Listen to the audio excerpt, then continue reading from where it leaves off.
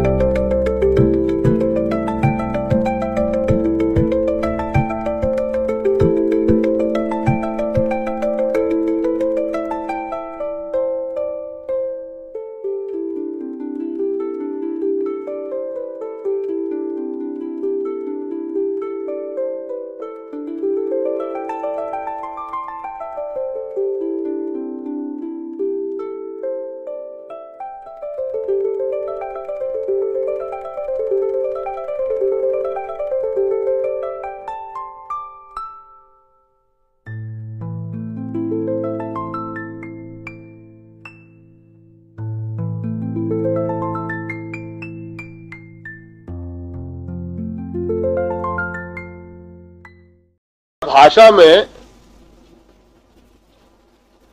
हर शब्द को संस्कार हुए हैं, या में असंस्कार असंस्कृत जो शब्द है वो नहीं चलेंगे ये भाषा में।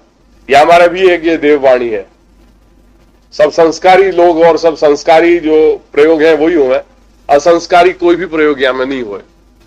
जैसे योमेश, ये असंस्कृत शब्द है, ये संस्कृत में नहीं चलेगा। अब या को योमेशः, या को संस्कार हो गया। विठ्ठलः, राजेशः, जब वो विसर्ग जो प्रयोग होवे ना वही है या को संस्कार। ये संस्कार कर दी हो जाए तब या को चलेगा। कृष्णः, रामः, श्री कृष्ण शरणम मम, तो कृष्ण जो विसर्ग लगाए हो ना बस वही आपको संस्कार है। ऐसे एक खाली एक जनरल एक आइडिया दे रहा हूं, या मैं बहुत या मैं डीप में नहीं जाना क्योंकि ये विषय अपना व्याकरण शास्त्र नहीं पढ़े हुए बैठे हैं अपन। तो ये भाषा ऐसी है कि जहां में जाको संस्कार कर दिया जाए, या हमारे अगर तुम प्रयोग करोगे विठ्ठल, तो ये शब्द ये जो प्रयोग है ये गलत है, ये संस्कृत प्रयोग नहीं है, या को संस्कार नहीं किए हुए। विठ्ठलः अत्र आगच्छ, यहाँ आओ, तो ये प्रयोग जो है वो संस्कृत हो जाएगा जब लगाओगे विसर्ग वगैरह या ऐसे जो। और ये और एक सूक्ष्मता यहां में ध्यान रखो। अब ये सारी चीजें समाप्त हो गई, बहुत सी ऐसी चीजें कि जो समय और देश काल के साथ लुप्त होती चली जा रही हैं, पर जो जो व्यक्ति है, धन्यवाद है ऐसे लोगों को कि जो प्रयत्न करके भी या वाणी की एक सेवा कर रहे हैं या को जीवित रख रहे हैं, ऐसे लोग वास्तव में जो है वो धन्यवाद के पात्र हैं। यद्यपि उनकी सार्थकता कितनी है क्या है, आज के युग में अब इनकी कोई सार्थकता रही नहीं इन सारी छोटी मोटी बातों की, पर फिर भी जीवित हैं, बस वो उनके साथ हैं वो, और उतना यत्न कर रहे हैं वह चीज को समझने के लिए, वो धन्यवाद के पात्र हैं। जैसे आज तुम लोग यहाँ आके इतना भी यत्न कर रहे हो, तो मैं आपको एक तुम्हारे प्रति एक कर्तव्य तो है ही है, या मैं ये नहीं कहूंगा कि तुम धन्यवाद के पात्र हो, क्योंकि अपनो स्वाध्याय, अपने धर्म को आचरण करना और अपने धर्म के लिए यत्न करना, ये कर्तव्य है अपनो, ये कोई धन्यवाद को नहीं है। फिर भी जो आजकल की देशकाल परिस्थिति में तुमने इतनो जो लक्ष्य रखे हो है, अच्छो लक्ष्य है।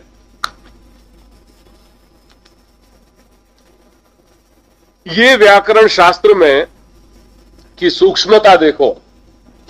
आज हम लोग उच्चारण में 3 तरह के प्रयोग कर रहे हैं, और पहले या भाषा की या को महात्म्य देखो कि क्या होएगा, या को महात्म्य ये देववाणी को। जैसे हम बोल रहे हैं अ आ ई ही बोले ना, तो अपन अ स्वर में अ लियो। यह अ के महर्षि पाणिनि अपने ग्रंथ में ये बता रहे हैं कि अ इति अष्टादश भेदाः, अ इति अष्टादश 18 भेद है अकार के। तो शास्त्र में उच्चारण की सूक्ष्मता देखो कि अकार को 18 तरह से बोलियो जातो हतो।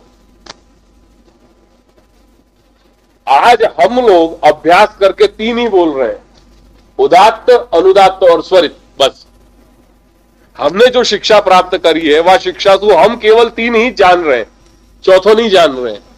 शास्त्र कह रहे हैं कि 18 भेद होते पहले, अ इति अष्टादश भेदाः।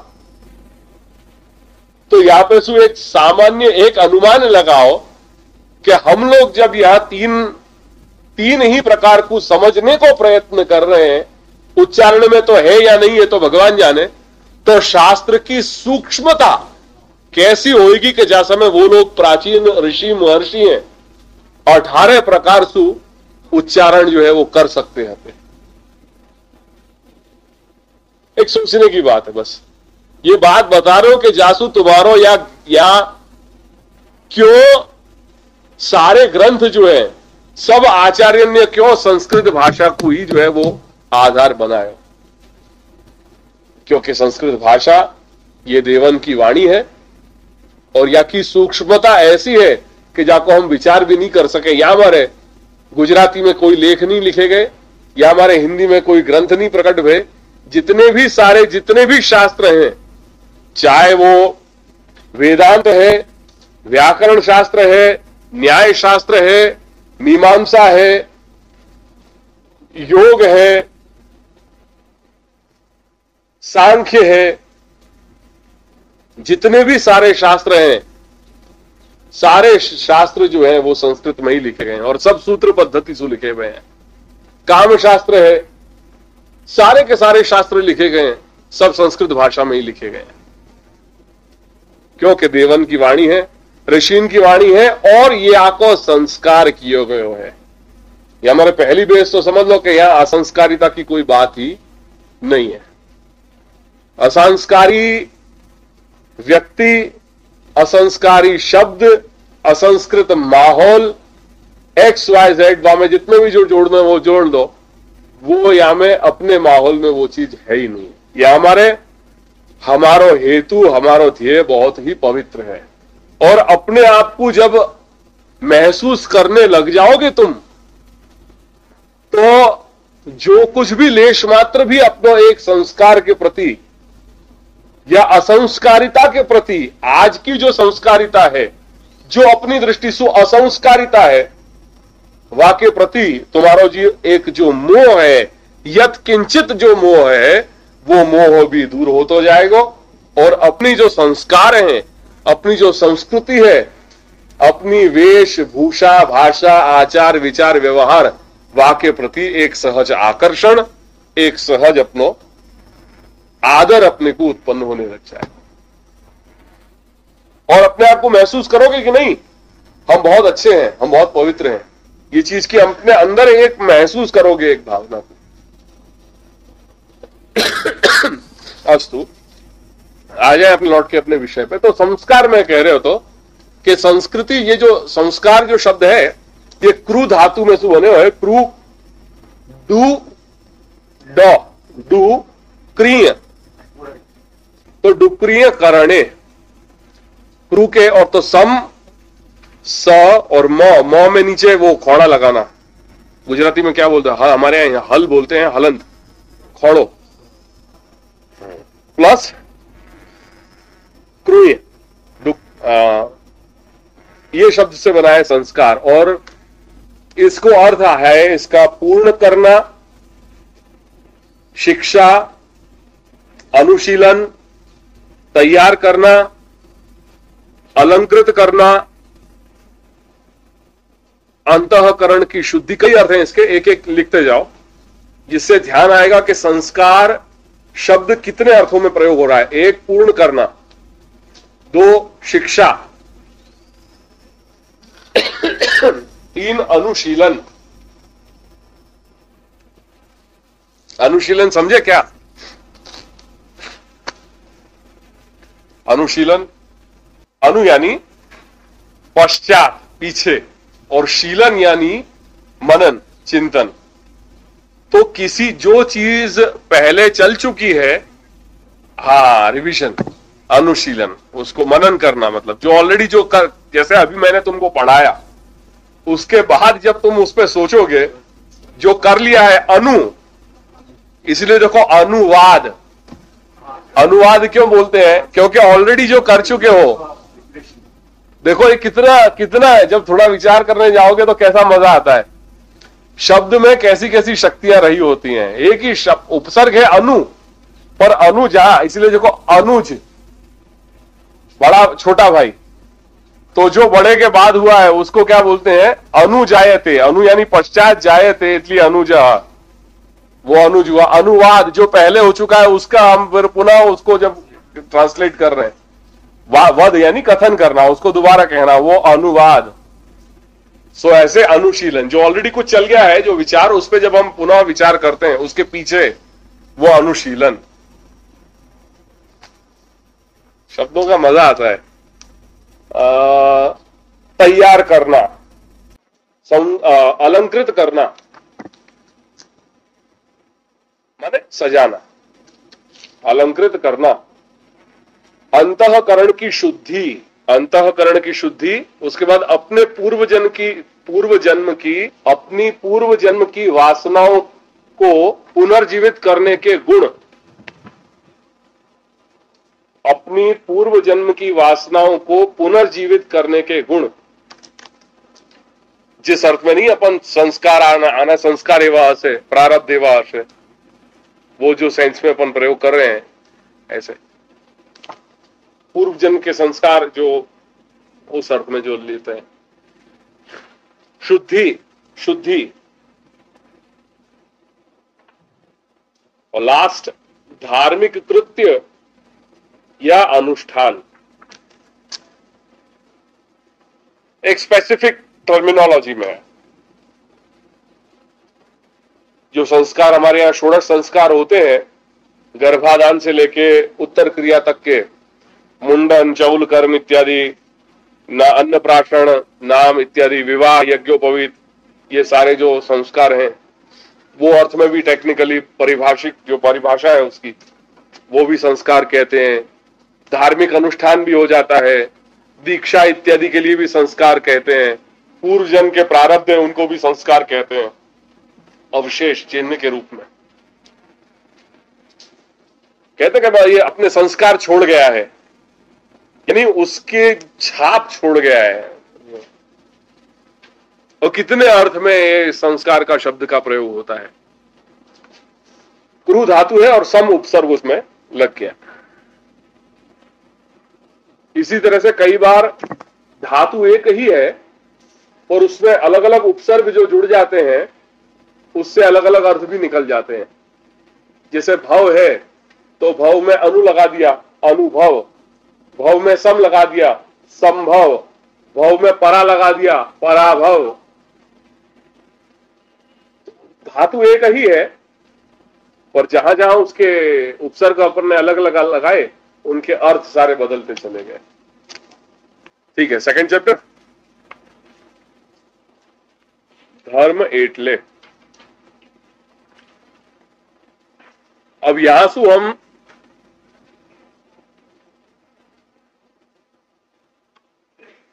धर्म यानी क्या, यहां पे थोड़ा अपन विचार करेंगे। ये क्या कह रहे हैं लेखक, इनकी बात समझने के बाद फिर अपनी दृष्टि क्या है वो भी फिर अपन बाद में समझेंगे। पहले ये लेखक क्या कह रहे हैं ये समझ लें। શું એવો કોઈ મનુષ્ય હશે જેને ધર્મ શબ્દની ખબર ના હોય? અને છતાંય મારે કહેવું જોઈએ કે એવા ઘણાય માણસો છે જેઓને ધર્મ એ શું છે એની સાચી સમજણ નથી. એ જ મુશ્કેલી છે. આમ તો ધર્મ શબ્દનો અર્થ બધા જ કરે છે, છતાં તેઓ તેને જેમ ફાવે તેમ અર્થ કરતા જણાય છે. વારું. ધર્મના ખરા સ્વરૂપ ઉપર આપણે આગળ વિચારવાનું થશે, પણ આપણે તે ઉપર આવીએ તે પહેલા હું તમને એક પ્રશ્ન પૂછું. यहाँ से सारी अब अपनी कहानी शुरू होगी. ये बहुत अच्छी तरह से उन्होंने बताया है ये, और ये समझने जैसी बात है. यहाँ से अपनी शुरुआत अपनी यहाँ से हो रही है. सर्वत्र दुनियाમાં આજે આ પ્રવૃત્તિ જણાય છે, હું આ મેળવું મેં તે મેળવું, એની જે ભાંજગડ અને ધમાલ પ્રવર્તે છે આની પાછળ શો ભાવ રહેલો હોય છે? કોઈ ધન પાછળ, કોઈ નામ પાછળ, કોઈ કીર્તિ પાછળ, તો કોઈ કામિની પાછળ, એમ આખા દેશમાં ધમપછાડા થઈ રહ્યા છે. તેનો ગર્ભિતાર્થ શું? હજારોની સંપત્તિ મેળવનાર 10,000 પાછળ ખેલો થઈ ફરે છે. લાખ વાળો 10 લાખ પાછળ દોડે છે, તેને પણ શાંતિ નથી, સંતોષ નથી. ઉતરતી પંક્તિ વાળો ઉચ્ચ પંક્તિ માટે હંમેશા ખટપટ કરતો જણાય છે. બધા જ સત્તા અને સંપત્તિના ભૂખ્યા માલુમ પડે છે. ધન ને ધરા માટેની તેમની ભૂખ એવી તો પ્રબળ હોય છે કે કરોડો જીવોના ભોગે પણ તે પૂર્ણ થતી નથી. કોઈ સત્તાના મદ પાછળ ખેલો બને છે, તો કોઈ કામ વાસનાના કીડા હોય છે. આમ અનેક રીતે દરેક જણ કોઈ ને કોઈ દુનિયાવી પ્રલોભન પાછળ ખેંચાઈ જ જાય છે. મારો પ્રશ્ન એ છે કે આ અજબ આકર્ષણ શેનું છે? हर व्यक्ति के कोई ना कोई जीवन में वाकई कुछ ना कुछ जो है वो प्रयोजन हो.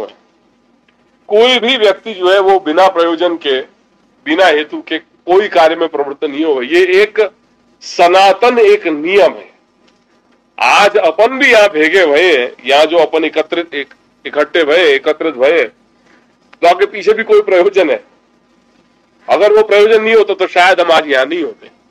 कोई भी जीवन में छोटी सी वस्तु या विषय लेकर के जीवन के बहुत बड़े जो विषय हुए, गंभीर मुद्दाएं हुए, उनके पीछे भी कहीं ना कहीं कोई ना कोई प्रयोजन रहे हुए. आज अपन सवेरे शुरुआत जब अपन कर रहे हैं तो बाहर अपन जा रहे हैं, शाक भाजी लेवे जा रहे हैं, वहां को भी कुछ ना कुछ प्रयोजन है. नौकरी धंधा करने जा रहे हैं, वहां को भी कुछ ना कुछ प्रयोजन है. बिना प्रयोजन के कोई कार्य में प्रवृत्त अपन नहीं हो. ये एक मनुष्य को एक स्वभाव है, सहज स्वभाव है, जो कोई आरोपित नहीं है. कहीं अपन कहीं से लाए नहीं है कोई चीज. ये ऐसी चीज है, ये स्वभाव ऐसा है कि जो इनहेरेंट है, कहीं से आरोपित नहीं करोगे, कहीं से अपन लाए नहीं है. सहज है अपने अंदर ये एक प्रवृत्ति कि कोई भी जब हम कार्य करें, वह कार्य के पहले अपन वहां कुछ सोचें कि ये कार्य अपन करने जा रहे हैं, आंसू हमको क्या मिलेगा. पहले ही जो क्वेश्चन उठे अपन के सामने ये उठे कि ये करने जा रहे हैं, आंसू हमारो क्या है. सीधो कोई भी काम सामने आवे ना, वृत्ति अपनी ऐसी हो जाए कि जो काम सामने आ रहे हो वो काम दिख रहे हो, पर काम के साथ वो अपने आप को काउंटर क्वेश्चन अपने सामने पटक दे. सीधो जहां नजर आई वहां तुरंत अपन को एक रिएक्शन है ये, और बड़ो ही ऑटो रिस्पॉन्सिव जो है वो ये रिएक्शन अपने अंदर उपस्थित हो रहा है. कोई भी चीज, जैसे अपन आज विंडो शॉपिंग करने जा रहे हैं, कोई इलेक्ट्रॉनिक की दुकान में अपन गए, कोई अपन टीवी के सारे इतने सारे सेट देखे, कहीं देखते ही एक पे अपन को आकर्षण में वहां पे लिख रहा है कि भाई ये मोकू कितने में मिले, या मेरे पास कब आएगा, या मैं यहाँ में कब चीज ये सब देख सकूंगा. वो हर चीज में वो लिखा हुआ है. वो अपन की वृत्ति ऐसी है कि कहीं भी जाके जहां टकराएगी तो वहां पे तुरंत वो अपने रिबाउंस होके अपने पास वो चीज आवे. ये एक मनुष्य को एक स्वभाव है. कहने को तात्पर्य है कि कोई भी काम जो है हम वो बिना प्रयोजन के, बिना वाक्य फल के और वामे हमारो क्या, वामे स्वार्थ है।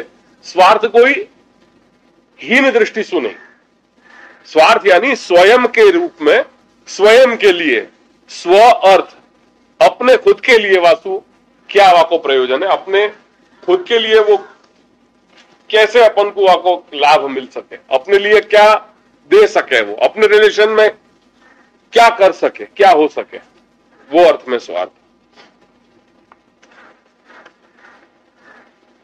તમે વિચાર કરશો તો જણાશે કે આપણે સર્વે થોડે ઘણે અંશે આકર્ષણને વશ છીએ। તમે કોલેજમાં વિદ્યાભ્યાસ કરો છો અને હું જે તમારી સાથે આ વાર્તાલાપ કરી રહ્યો છું અને ધર્મ શી ચીજ છે એ તમને સમજાવવાને પ્રયત્નશીલ થયો છું, તેની પાછળ પણ એવો જ કોઈ હેતુ રહેલો છે।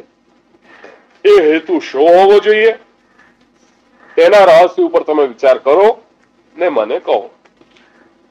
તો સ્પષ્ટ છે, મારા હૃદયમાં કોઈ એવી અભિલાષા છે કે હું વધુ ને વધુ જ્ઞાન મેળવું, જેથી જે કંઈ જાણવા જેવું હોય તે જાણી શકું। અત્યારે તો મને લાગે છે કે ધર્મની બાબતમાં મને કશાની ખબર નથી।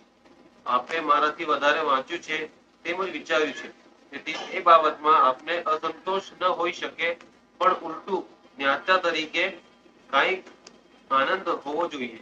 બીજી રીતે કહું તો એમ કહી શકું કે આપે તે સંબંધમાં જેવા આનંદ પ્રાપ્ત કર્યા છે તેવો આનંદ પ્રાપ્ત કરવાનો પણ મારો હેતુ હોવો જોઈએ। मतलब ये क्या कहना चाह रहे हो कि जितना आप जानोगे उतना ही आप जो है वो आनंद ले सको।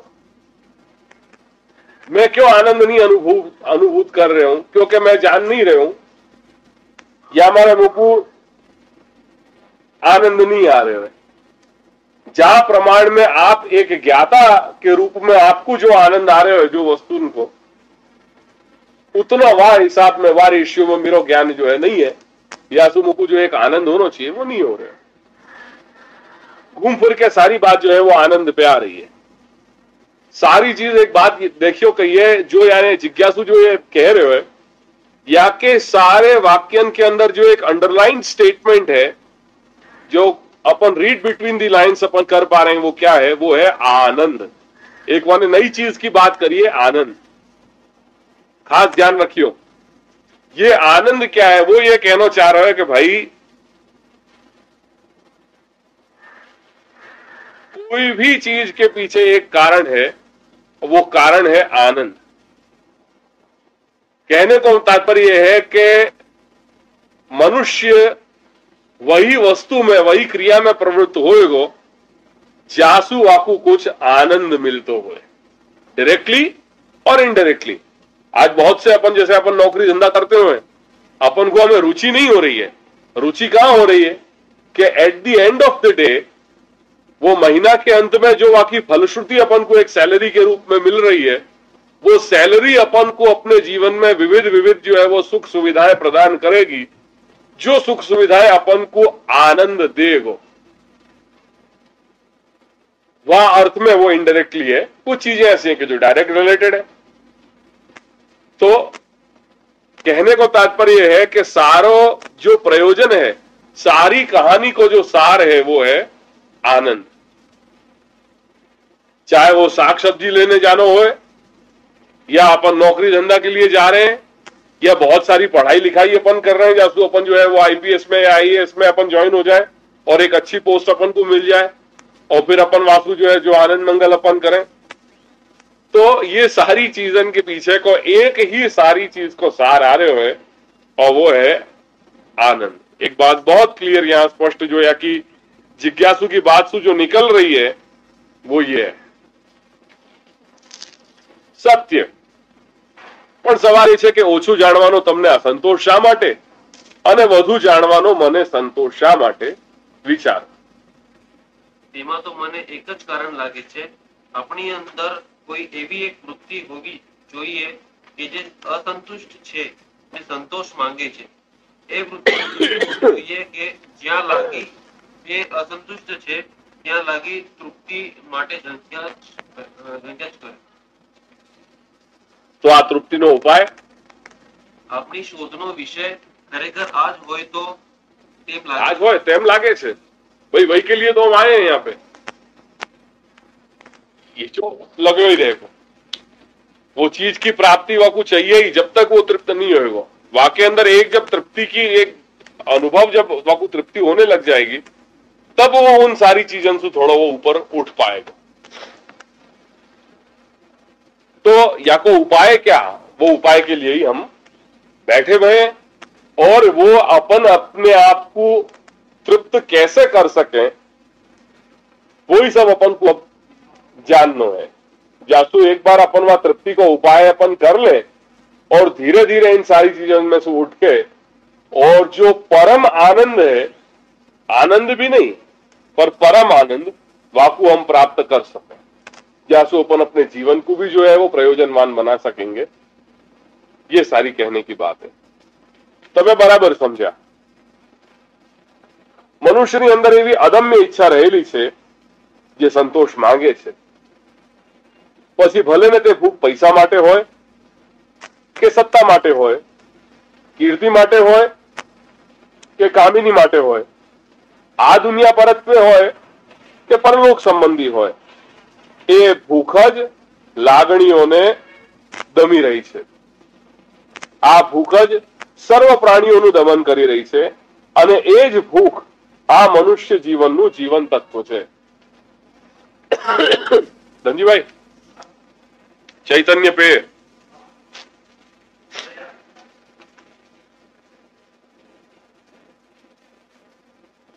તો જ્યાં લગી જીવનનું અસ્તિત્વ હશે ત્યાં લગી તે રહેવાની, તેના વડે જ જગતની પ્રવૃત્તિ માત્ર શક્ય થઈ છે। વિશ્વના અંત સુધી તે કાયમ રહેશે। ભૂખની આ વૃત્તિને આપણે ઘરગથ્થુ ભાષામાં શું કહી શકીએ, એ તમે કહી શકશો?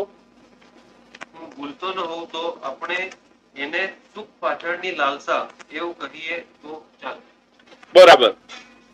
સુખ એ જ આ જિંદગીનો એકનો એક વિષય છે। अभी देखो ये बहुत आज की बिल्कुल प्रैक्टिकल अप्रोच से ये समझाना चाह रहे हैं। ये बात हर इंसान जो है वो सुख के पीछे ही जो है हो रहे हैं, चाहे मैं हूं या अपन जितने लोग यहाँ उपस्थित हुए हैं, उनको एक ही लक्ष्य है, वो है जीवन में सुख। ये न के न प्रकार सुख प्राप्त करना, पर क्या ये सुख ही जीवन को सत्य है? क्या ये सुख ही जीवन की हकीकत है? का सारी बातें जो है अपने जीवन की यहीं आके जो है हो जा रही हैं? नहीं, इनसु भी कुछ ऐसे ऊपर उठ के एक ऐसा सुख है कोई के जासु वो सुख के उपलब्धि सु जो एक संतोष होए, वो शायद और दृष्टि और कोई दूसरे वस्तु सु या पदार्थ सु नहीं मिले। जैसे फॉर एग्जाम्पल एक बात करें, जैसे मदर टेरेसा, आज सब पीड़ितन को वाने जो अपना जीवन एक वाने पूरा एक कोई सत्कार्य के लिए, एक समाज में गरीब जो लोग हैं उनके प्रति जो उत्थान के लिए वाने जो कार्य किया, क्या वासु आपको क्या सुख मिले होगा? पर सोचने की बात है कि वो वाकु जो सुख मिले, वाकु जो एक संतोष मिले वो करने से, वो शायद वाकु और कोई दूसरी जगह नहीं मिले होगा। जो वाने पूरा वाकु जीवन वाकु समर्पित कर दिया वाने एक कॉज के लिए, सर्टेन कॉज, तो वो वाकु चिरस्थायी वाको जो हो सके अपन वाके अगर जीवन पर थोड़ा अवलोकन करें तो वो सच्चे रूप में संत हती। एक घड़ी अगर अपन ये सारी चीजें कि भाई ये क्रिश्चियनिटी है या क्या है अपन के साथ में, या अपन के वो सब चीजें अपन छोड़ दें, कौन है कौन नहीं है, मान लो नाम से भी अपन एक नाम है, ये जहां नाम से अपन सब लोग सारा विश्व परिचित है वासु। सवाल वो चीज को भी छोड़ दे, पर वाकई एक वृत्ति पे देखने ली जैसी है। हाँ, वास्तव में मैं वाकू एक संत मानू, क्योंकि जा स्तर पे वाने सहज होके और आज लोगन को आने अपनायो, अद्भुत कार्य है। चाहते हुए भी लोग एक सहज रूप से वह चीज को नहीं अपना सके। काम कियो, बहुत अच्छा काम कियो वाने तो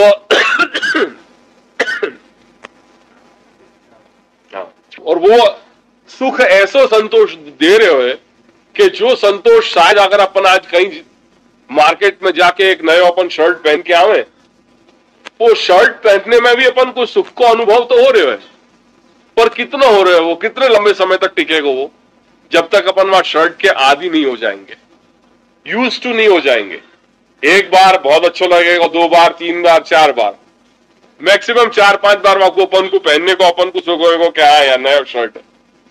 छठी बात तो निश्चित जैसे और टंग रहे हैंगर में, ऐसे ही वही लाइन में वो वही चीज में आ जाएगा। कहने का मतलब यह तात्पर्य है कि वाको जो संतोष, वाको जो सुख को अनुभूति जो है वो बहुत ज्यादा लंबे टाइम तक टिक नहीं रही है। तो अब ये यत्न करना है कि कौन सा ऐसा सुख है कि जो निरवधि, जाकी अवधि नहीं है, जो नित्य समय तक वो टिकने वाला है, वो संतोष क्या है। तो आनंद तो अपन को एक नए जूता खरीद के या नया शर्ट पैंट खरीद के भी अपन को हो रही है, और आनंद अपन को एक संतोष, कोई जो निस्साधन है व्यक्ति, वाकु उपयोग में लाने में भी अपन अनुभव कर सके। एक निस्साधन व्यक्ति है, जाकू कुछ अपेक्षा है वाके जीवन में, अगर अपन वाकू कुछ सहायता कर दे रहे हैं तो वो भी अपन को एक संतोष हो रहा है। कोई अंधो है, अगर अंधो कहीं चल रहा है सड़क पे, तो वाकू हाथ पकड़ा के अपन ने अगर रोड क्रॉस करा दिया वाकू, तो वो भी अपन को एक अंदर से एक संतोष देगा, अपन ने कुछ अच्छो काम कियो, कुछ सत्कार्य कियो अपन ने। तो यही है वो सत्कार्य से मिलने वाला जो संतोष है वो चिरस्थायी है। वेरेज जो लौकिक या एक सांसारिक जो जुड़े हुए जो सारी चीजें हैं, वो कार्य से मिलने वाला जो सुख है वो मोमेंटरी है, टाइम बीइंग है। वाको अपन at the end of the day वाको अपन नहीं याद करेंगे, पर जो अपन के द्वारा कोई सत्कार्य हो गया, कहीं कोई को अपन ने फंड में कोई पे दे दियो, कोई अच्छी संस्था में अपन ने कुछ दे दियो, कहीं कोई मेडिकल में कुछ दे दियो, ऐसे जो कुछ ऐसे सत्कार्य हैं वास्तव में सदवृत्ति सु करे भाई अपने जो सत्कार है, वाकू अपन at the end of the day नहीं, वाकू कई महीनान के बाद, वर्षन के बाद अपन कहेंगे कि नहीं हम या संस्था से जुड़े हुए रहते, हम जब बचपन में आते तो हमने या प्रकार से हमने रेड क्रॉस के लिए हमने काम किया, या हमने या प्रकार से सब जगह हम जाते थे और हमने जो है गरीबन को या इन लोगों के लिए जो निस्साधन लोग हैं उनके लिए हमने यत्न किया। ये चीज ऐसी है कि at the end of the day अपन को, at the end of the day एक टर्म यूज करो कि जीवन के एक अंत में अपन जाएंगे और अपन को उन्हीं चीजों को संतोष होएगा, न कि भाई आप 20 साल को जब हतो तब मैं एक एडिडास के शूज लेके आया था, वो अपन अंत में याद नहीं करेंगे। वाकू सुख की अनुभूति काय की होगी, the richer your experiences are the richer your life is. ये सीधो एक रेशियो है। वो एक्सपीरियंसेस कैसे है, वो एक्सपीरियंसेस कोई जैकपॉट लगने को या कोई दुकान में इनाम मिलने को नहीं है, सत्कार्य करने के जो है वो एक्सपीरियंस है। आपके जितने रिच एक्सपीरियंस होंगे सत्कार्य करने के, उतने ही जीवन में उतना ही अपन को जो है आपकी लाइफ जो है वो रिच बन पाएगी। Rich not in the terms of money, in terms of experience, in sense of total satisfaction. जो आपको एक अंदरूनी जो एक आपको अंदर जो एक संतोष उत्पन्न होएगा कि नहीं आप एक अच्छा काम किए। संतोष कब अपन को है कि जब अपने एक्सपेक्टेड रिजल्ट है वो एक्सपेक्टेड रिजल्ट अपन को मिल जाए कोई भी कार्य में, चाहे वो बिजनेस हो या कोई और चीज हो, जब अपने अपने टारगेट को अपन हिट कर जाए तो अपन को एक मन में संतोष हो कि यार ठीक है अच्छा हो। मैं भी यही ढंग से देखूं, मेरे हर प्रोजेक्ट जब मैं मिलूं, जैसे अब आज तुम लोग हमसे बात कर रहे हो या यत्र कुत्र सर्वत्र जब जा रहे हो, जैसे अब 2000 को जो प्रवास भयो दिसंबर में, वो बड़ा अच्छा होता, सेटिस्फाइंग प्रवास होता। तो ऐसे कुछ ऐसे काम हो कि जो फिर आप आज भी आपको जो है वो आनंद आपको अंदर से जो हिला हुआ कि नहीं क्या बात है, बहुत अच्छा होता। क्या स्तर पे कि at real terms on ground levels जो हम एक लक्ष्य लेके चले आते वो लक्ष्य को हम पूरा कर सके। तो ये कुछ चीजें ऐसी हैं कि जो जीवन में बहुत मायने रखें, कुछ जीवन में ऐसी चीज है कि जो इन सारी सांसारिक जो सुख हैं उनसे ऊपर उठ के अपन को वो सारी चीजें सुख दें, एक संतोष दें। और वही के लिए अगर अपन यत्न करेंगे तो हम अपने जीवन के डायरेक्शन को अपन सही बना पाएंगे, नहीं तो अपना जीवन एक असंतोष को कारण बन जाएगा। हमेशा जीवन में एक असंतोष अपन को रहेगा, अपन के अंदर एक झुंझलाहट आएगी, अपन मन में कुड़कुड़ाएंगे एक इरिटेशन होएगा अपन को, बहुत सी चीजों के लिए होएगा, पर वो एक चीज को इरिटेशन फिर अपने जीवन में हर चीज में वो चीज जो है वो रिफ्लेक्ट हो जाएगी कि ये नहीं मिले हो, वो नहीं मिले हो, आज यहां में ये नहीं हो पाया, आज वहां में वो नहीं हो पाया। वो ईच एंड एवरीथिंग से वो सारी चीजें रिलेटेड एक चीज से शुरुआत होगी, वो हर चीज में जो है वो रिफ्लेक्ट होगी। और वाक्य कारण अपने साथ जो जुड़े हुए और जो लोग हैं, पिता, माता, पत्नी, पुत्र इत्यादि जो लोग हैं, वो फिर वो वहां में भी उन लोगों को भी वो इफेक्ट हो और अल्टीमेटली जीवन जो है वो एकदम पूरा एक बोझा जैसा बन जाए। तो एक सेंस ऑफ डायरेक्शन हर इंसान को सोचना है अपने जीवन में कि डायरेक्शन कहां क्या जगह जाना है, मुझको मेरे जीवन में सुख प्राप्त करना, पर सुख ऐसा प्राप्त करना है कि जहां एक मुझको सही मुकाम मिल सके, जीवन में एक संतोष मिल सके। देखो તમે બરાબર સમજ્યા, મનુષ્યની અંદર એવી અદમ્ય ઈચ્છા રહેલી છે, અદમ્ય यानी जो को दबा नहीं सके, वो कभी ना कभी निकल के आनी ही है, चाहे कितना भी वो सप्रेस करोगे तो भी वो ऐसी है कि कोई एक क्षण पे जो है वो जाके वहां को विस्फोट होएगा। जैसे ज्वालामुखी, वो ज्वालामुखी जब फटे तो राइट एट दी फटने के समय ही वहां में ये चीज नहीं हो, पर वो वर्षन तक वहां को सारा एक्यूमुलेशन हो वहां के अंदर, और वो एक्यूमुलेशन वो एनर्जी को होते होते होते होते एक मोमेंट ऐसा आया कि जब वो नहीं अंदर रह सके तो वो सारा विस्फोट होके बाहर निकले। ऐसे ही अदम्य यानी आपको सप्रेस नहीं कर सको। तो ये एक मनुष्य के अंदर एक ऐसी एक भूख है ये कि जो आपको जो दब नहीं सके, वो सप्रेस करना बहुत मुश्किल है। वो ऐसी है कि जो है इच्छा है ये જે સંતોષ માંગે છે, પછી ભલે તેને તે ભૂખ પૈસા માટે હોય કે સત્તા માટે હોય, કીર્તિ માટે હોય કે કામિની માટે હોય, આ દુનિયા પરત્વે હોય કે પરલોક સંબંધી હોય, એ ભૂખ જ લાગણીઓને દમી રહી છે, આ ભૂખ જ સર્વ પ્રાણીઓનું દમન કરી રહી છે, અને એ જ ભૂખ આ મનુષ્ય જીવનનું જીવન તત્વ છે। તેથી જ્યાં લગી જીવનનું અસ્તિત્વ હશે ત્યાં લગી તે રહેવાની, તેના વડે જ जगतनी प्रवृत्ति मात्र शक्य थई छे, विश्वना अंत सुधी ते कायम रहेशे। क्यों? देखो यही के आधार पे आपको नाम भी कियो गयो जगत। जगत माने गच्छति इति जगत। गच्छति एटले जे सतत चालू रहे छे ते। आज जगत शब्द छे, ये जगत शब्द को निर्माण कैसे, व्युत्पत्ति क्या है कि गच्छति इति जगत, जो सतत परिवर्तनशील है, जो कोई के लिए रुके नहीं है, ये ऐसा जगत है। ये हमारे देखो संसार को नियम है चलनो, कहीं कोई रुकावट नहीं है, सतत चलते ही रहे। परिवर्तन तो हर क्षण परिवर्तन हो रहे कुछ न कुछ। तो वो ये जगत है कि विश्वना अंत सुधी ते कायम रहेशे। भूखनी आ वृत्तिने આપણે ઘરગથ્થુ ભાષામાં શું કહીએ છીએ એ તમે કહી શકશો? હું ભૂલતો ન હોઉં તો આપણે એને સુખ પાછળની લાલસા એવું કહીએ તો ચાલે। लालसा यानी इच्छा, लिप्सा, चाहना, बराबर। सुख, सुख ए ज आ जिंदगीनो एकनो एक विषय छे। જ્યાં લગી મનુષ્યની આ ભૂખ તૃપ્ત ન થાય ત્યાં લગી તે તેની પાછળ ઝૂર્યા જ કરવાનો, मतलब प्रयत्न करते ही रहेगा वो। हर इंसान की जो है दौड़ जो है वो सुख के लिए ही है। हाँ इतना है कि हर मनुष्य की जो सुख की परिभाषा है वो अलग अलग है, वो व्यक्ति के स्वभाव और अधिकार के अनुसार बाकी जो है वो बदल जाएगी। जो पहले बदल गए कि कोई कीर्ति के पीछे जो है वो पागल है, कोई जो है वो धन के पीछे पागल है, कोई जो है वो ये अन्य अन्य वस्तु के पीछे पागल है। तो सुख अल्टीमेटली हर व्यक्ति सुख के पीछे दौड़ रहा है। इतना है कि हर व्यक्ति के अनुसार बाकी सुख की जो परिभाषा है, अर्थ है, वो सब बदलते चले जाएंगे। आज मेरे लिए सुख कोई और होएगा, तेरे लिए कुछ और होएगा, या के लिए कुछ और होएगा, या के लिए कुछ और होएगा। हर व्यक्ति की जो है सुख की परिभाषा है वो अलग अलग है, और व्यक्ति अपने स्वभाव और अधिकार के अनुरूप वह सुख को प्राप्त करने के लिए प्रयत्न अपने अपने ढंग से करें। અને તેમાં તેનો દોષ પણ કેમ કાઢી શકાય? ખરું જોતા તેમ કરીને આ વિશ્વમાં પ્રવર્તતા જીવનના એક અટલ નિયમનું પાલન કરી રહ્યો છે એમ કહીએ તો ખોટું નથી। તે ભૂખ તો ત્યારે જ શમશે જ્યારે તેને તેના સુખનું નિત્ય ધામ પ્રાપ્ત થશે ત્યાં લગી ભલે તે મથ્યા કરે भटक्या करे।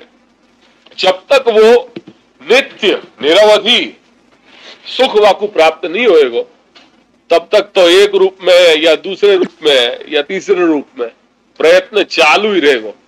जहां तक वाकु फाइनल फ्रंटियर वाको जीवन को फाइनल जो गोल है वो जब तक नहीं मिल जा रहे तब तक तो एक नहीं दूसरो, दूसरो नहीं तीसरो, तीसरो नहीं चौथो, सारे पास इनको अपन जो है वो ट्रायल एंड एरर मेथड से अपन शोधते रहेंगे कि भाई यार मजा नहीं आ रही, कुछ और ट्राई करो, कुछ मजा नहीं आ रही, कुछ और ट्राई करो। और यही खोज है, यही सत्य की खोज है। और ये सत्य की खोज कोई साधारण नहीं है, बहुत असाधारण वस्तु है, ये पूरी एक साधना है। और सत्य की खोज हमेशा एकाकी है, समूहगत नहीं है। आज चाह के भी अगर हम सब कुछ एक सत्य की खोज करना चाह रहे हैं तो एक साथ अपन मिलके कोई सत्य की खोज नहीं प्राप्त कर लेंगे।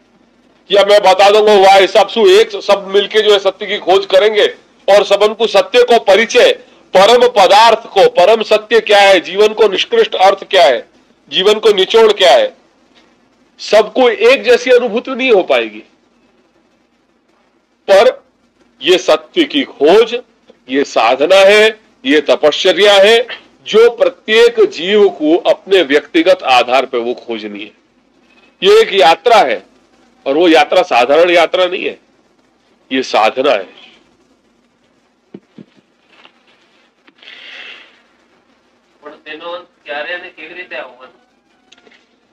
તમે હાલ સાહિત્યના, વિજ્ઞાન શાસ્ત્રના, ઇતિહાસના, અર્થશાસ્ત્રના તેમજ સમાજશાસ્ત્રના એમ અનેક ગ્રંથોનો અભ્યાસ કરો છો। એમાં સમાજની પ્રગતિ કે અવગતિના વિસ્મય પ્રમાણે એવી નવી નવી વૈજ્ઞાનિક શોધોના, સામાજિક વ્યવહારોને બંધ બેસે એવા નિયમોના, મનુષ્ય મનુષ્ય વચ્ચે તથા વર્ગ વર્ગ વચ્ચેના સંબંધો અને તેની રચનાઓના તેમજ વ્યક્તિગત સુખ અને સૌંદર્ય વિશેના અનેક વિચારોને હકીકતોથી ભરેલો જ્ઞાન ભંડાર તમારી આગળ ખડો થાય છે। અને તમને લાગે છે કે જેમ જેમ વિજ્ઞાનની શોધો વધતી જશે તેમ તેમ સમાજ વધારે ને વધારે સુખી અને ઉન્નત થતો જશે, નહીં વારું? એ તો તમે કબૂલ કરશો કે વિજ્ઞાનની અજબ શોધો છતાં અને સામાજિક વ્યવસ્થાનું લોકતંત્ર પ્રજાકીય ધોરણે અસ્તિત્વમાં આવ્યા છતાં સમાજ જોઈએ તેવો સુખી નથી। શા માટે નથી? आज इतना सब मॉडर्निज्म इतना बढ़ गया है, हर चीज अपने सुख सुविधा की हो गई, फिर भी इंसान को जो है वो संतोष नहीं हो रहे। हर चीज में नींद मीन नुक्स जो है निकालते चलो जा रहे हो। अरे जो मिल रहा है वहां में भी आदमी सुखी नहीं हो पा रहे है। आज इंसान में और जानवर में क्या फर्क है? जो जानवर कर रहे हैं वो सारी क्रियाएं हम कर रहे हैं, पर जो एक विशेष चीज है जो अपन को जानवरों से अलग कर रहे हैं वो क्या है? दिमाग, बुद्धि अपनी। क्यों? क्योंकि अपन हर चीज में, हर परिस्थिति में अपने आप को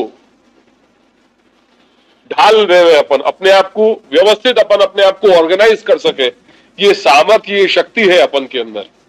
यदि वह शक्ति को या वह सामर्थ्य को अगर अपन उपयोग नहीं कर रहे हैं तो अपने में और जानवर में क्या फर्क है? कुछ भी नहीं है।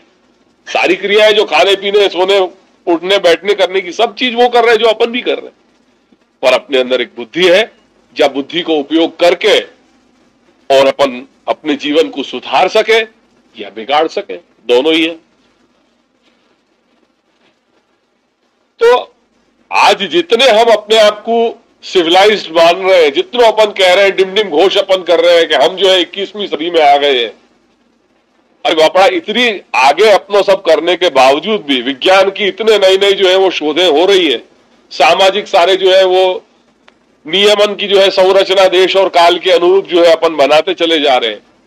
सब कुछ परिवर्तन करने के बावजूद भी क्या चाहिए जैसे संतोष अपन को मिल रहा है? नहीं मिल रहा है। आज भी जो है इंसान जो है वो हर चीज में कहीं ना कहीं, कोई भी इंसान ये नहीं कहेगा कि हाँ यार मैं बिल्कुल सुखी हूं, मुझको कोई चीज की कमी नहीं लग रही, मुझको कोई चीज की तकलीफ नहीं हो रही है। ऐसे परसेंटेज जो है बोलने वाले बहुत कम मिलेंगे और हर परिस्थिति में कुड़कुड़ाने वाले ज्यादा मिलेंगे।